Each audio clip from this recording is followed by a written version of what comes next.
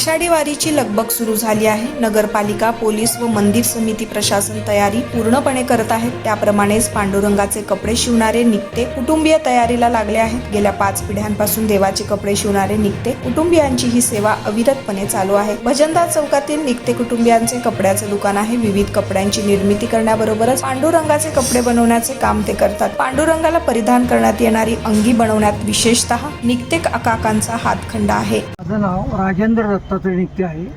मी राहणारा पंढरपूरचाच आहे।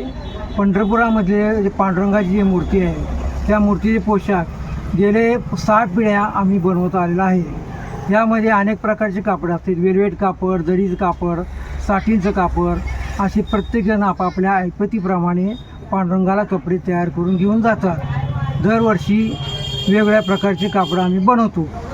संत शिरोमणी नामदेव महाराजांच्या कुळामध्ये आमचा जन्म झालेला असून संत श्रेष्ठ नामदेव महाराजांनी सुद्धा पांडुरंगाचे कपडे शिवले होते।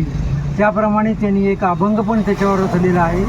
शिंपियाच्या कुळी जन्म माझा झाला, परी हेतू गुंतला सदाशिवी, दिवसा माझी शिवी, रात्री माझी शिवी, आराणूक नाही जीवा, सुई आणि सुतळी, कातरी गज दोरा, मांडीला पसारा सदाशिवी, नामा म्हणे शिवी, विठोबाचे अंगी, म्हणून या जगी धन्य झालो। अशा प्रकारे आम्ही पांडुरंगाचे कपडे शिवून आमचं सुद्धा जीवन धन्य झालेलं आहे। आम्हाला शिवण्यामध्ये फार मोठा आनंद लाभतो।